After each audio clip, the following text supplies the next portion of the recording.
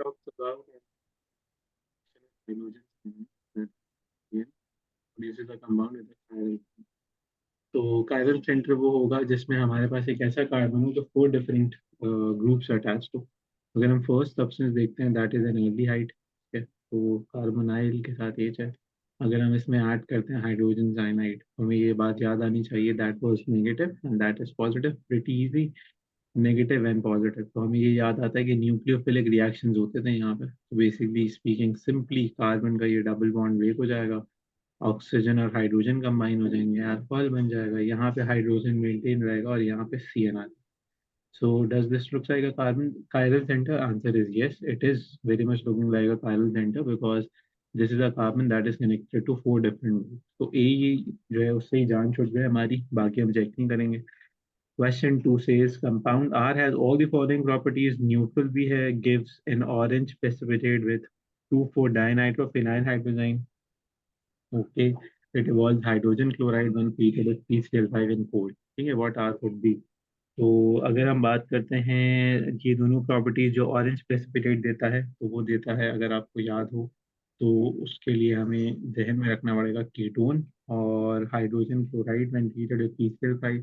तो अगेन वो अल्कोहल होना चाहिए। तो एक ऐसा फंक्शनल ग्रुप जिसमें कीटोन हो और जिसमें अल्कोहल हो, तो वो कहाँ पे हमें मिलेगा? इससे देख के परेशान नहीं होना, simple benzene ring, this is a pure hydrocarbon, तो इसकी अभी कोई टेंशन हमें सच नहीं है। तो हमें सी। सिर्फ मेन फंक्शनल ग्रुप देखने हैं जिसमें कीटोन और अल्कोहल हो। तो आपने सही पहचाना, कीटोन भी है और अल्कोहल भी है, तो it should be C. That's nice, that's great, good. आगे चलते हैं, बट एट क्वेश्चन 3। तो क्वेश्चन 3 में क्या है हमारे पास? क्वेश्चन 3 में ये है हमारे पास द रशियन कंपोज। चले आप पहले पढ़ लें, आप करें फिर मैं कराता हूँ।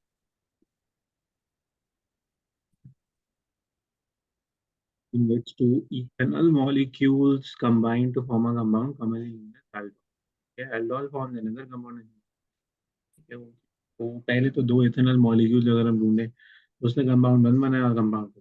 अब ये एल्डोल रिएक्शन क्या होता है? तो initially aldol reaction basically represent करता है एक एल्डिहाइड को और एक अल्कोहल को, ठीक है, ये इसे रिप्रेजेंट करता है। तो अगर हम दो इथेनॉल मॉलिक्यूल्स लें तो इथेनॉल मॉलिक्यूल में आपको ये बात पता है कि हमारे पास दो कार्बन होंगे, राइट, और ये हमारे पास स्ट्रक्चर होगा उसका।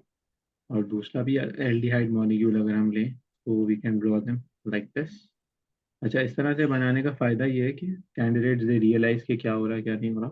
तो होता ये है भाई कि हमारे पास जो एक एल्डिहाइड मॉलिक्यूल है, दिस इज इथेनॉल, इसे हम कहते हैं इथेनॉल 1 और इसे हम कहते हैं इथेनॉल 2।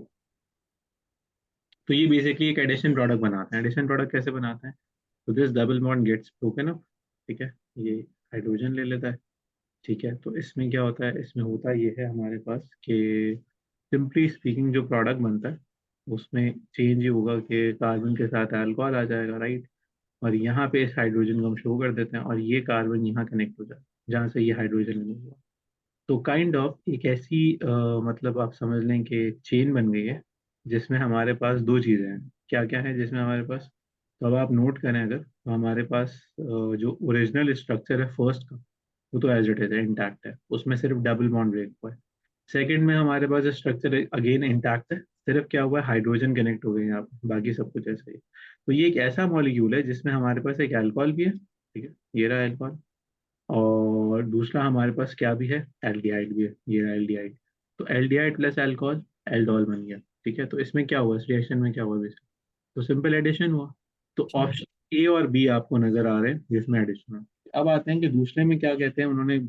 कहा उन्होंने ये कहा कि भाई सेकंड रिएक्शन में क्या होता है? सेकंड रिएक्शन में ये होता है कि एल्डोल ने अदर रिएक्शन बनाया, अदर प्रोडक्ट बनाया, जो कि ये आपके सामने नजर आ रहा है, ठीक है। तो अब ये क्या है? तो आपको नजर आ रहा है, सिंपली स्पीकिंग बहुत सिंपल है, कोई लॉजिक कोई टेंशन की बात नहीं है ऐसे, कि भाई आपके पास डबल बॉन्ड है यहाँ पे, ठीक है, यानी कि ये कुछ रिमूव हुआ है और यहाँ पे देवर ऑल सिंगल बॉन्ड्स, ठीक है। तो जब सारे सिंगल बॉन्ड्स थे, now you can see a double bond, that is the property of what, that is the property of, that is basically done through redact elimination. क्यों एलिमिनेशन सेलेक्ट करें? क्योंकि single bonds थे तो सारे carbon fully satisfied थे, ठीक है भाई।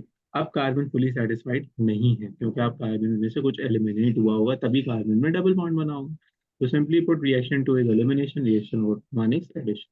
ठीक है बेटा, आगे आ जाते हैं नेक्स्ट क्वेश्चन पे।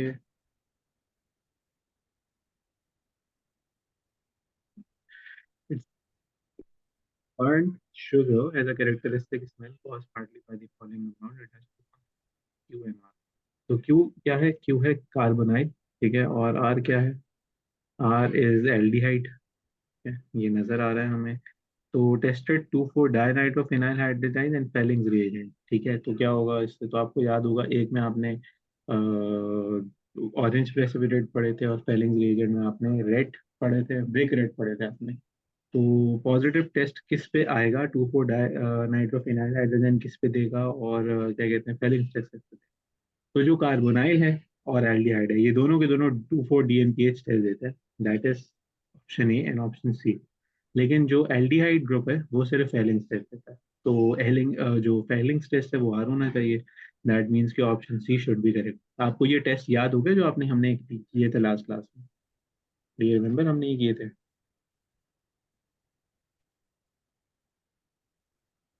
तो अगर वो याद नहीं भी हुए थे या उसमें कोई कंफ्यूजन थी, तो इससे ये क्या होता है, इन पेपर से they reviewed up, you know, they revised up. खैर, एनीवेज, क्वेश्चन 5 पे आता है। Ethanol may be converted into a three carbon acid in two step process. तीन कार्बन दो स्टेप में इथेनॉल में कन्वर्ट होता है। Which compound is the intermediate? Intermediate वो होता है जो बीच में नहीं बनता है, जिसे हम अलग कर सकते हैं। तो पहले हम इथेनॉल उठाते हैं। इथेनॉल ये होना चाहिए कार्बन, ठीक है, इससे हमें एसिड बनाना है। अब वो कहते हैं एसिड में दो स्टेप प्रोसेस है, तो स्टेप वन का प्रोडक्ट वो हमसे पूछ रहा है। तो हमें नजर आ रहा है कि एसिड जो बनेगा, जिसमें भी हमें इसको एसिडिफाई करना है, उसमें हमें सी डबल ओ एच चाहिए।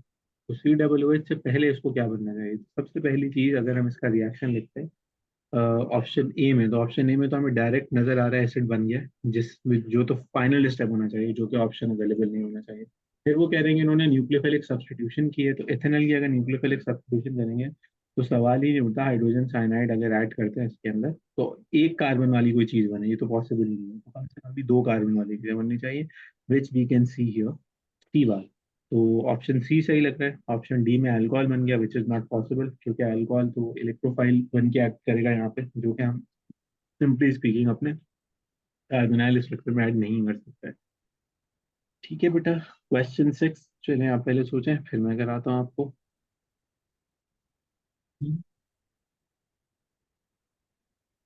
तो product of the reaction between propanone and hydrogen cyanide is hydrolysed under respiratory condition. ठीक है, what is the final product? तो पहले आप ये डिसाइड करेंगे प्रोपेनॉन और हाइड्रोजन साइनाइड जब ऐड हो जाएंगे तो क्या बनेगा। तो प्रोपेनॉन बना लें सबसे पहले, ठीक है, then we add hydrogen cyanide to it. Charges mark करने से आसानी काफी हो जाती है। ठीक है, तो this is going to be added here and that is going to be added here. जो सब्सटेंस बनेगा में OH होगा, CH3 होगा और CN होगा। अब वो ये कहते हैं कि इसको हाइड्रोलाइज कर दिया। Hydrolyse is addition of water under acidic condition. ऐसा क्या बनना चाहिए इसके अंदर? अगर हम एसिडिक कंडीशन के अंदर इसको हाइड्रोलाइज कर दें, तो hydrolyse is addition of water. ठीक है, तो अब कहानी क्या होगी? तो सिंपल है कि अब हमें मिलना चाहिए, अगेन ये होगा हमारे पास पॉजिटिव, ये होगा नेगेटिव, और ये था OH नेगेटिव। तो ये बेसिकली रिमूव करेगा cyanide, sorry cyanide is going to be negative. तो ये जाएगा इसके पास। तो हमारे पास जो प्रोडक्ट बनेगी वो होगी CH3COH और CH3। तो इसको होना चाहिए यहाँ पे OH। तो ये प्रोडक्ट हमें कहाँ नजर आ रहा है, जिसमें हमारे पास दो OH या कार्बोक्सिलिक हो। तो CO2H2, CO2H, ये। तो this is what the product is going to be. तो 6 को होना चाहिए डी। ठीक है भाई, चलते हैं आगे थोड़ा सा। क्वेश्चन नंबर 7 पे आ जाएं। क्वेश्चन नंबर 7 में वो कहते हैं कि reacts with hydrogen cyanide to form a cyanohydrin which features apply to the product. तो अगर cyanohydrin बन जाएगा तो उसमें क्या क्या प्रोडक्ट्स होंगे? तो कायरल सेंटर होगा। कायरल सेंटर एज ए हो नहीं सकता, उसका रीजन ये है कि हमारे पास आइडेंटिकल ग्रुप्स हैं। ठीक है, तो वो तो हो नहीं सकता। इलेक्ट्रोफिलिक एडिशन तो कार्बोनाइल की कोई रिएक्शन होता ही नहीं है, न्यूक्लियोफिलिक होती है। COH इंटरमीडिएट, हमें cyanohydrin में कोई इंटरमीडिएट भी नहीं मिलता। It formation requires the use of a cyanide and as a catalyst. हाँ, ये चाहिए होता हमें, cyanohydrin बनाने के लिए हमें HCl चाहिए होगा। तो 7 should be D. Question number 8 पे आते हैं, डिस्प्ले सिस ट्रांस आइसोमेरिज्म, ठीक है, red brown precipitate with Fehling solution, what is P? P जो है वो सिस ट्रांस आइसोमेरिज्म भी दिखाता है, और फिर जो है वो डिस्प्ले और रेड ब्राउन प्रेसिपिटेट भी दे रहा है, ठीक है।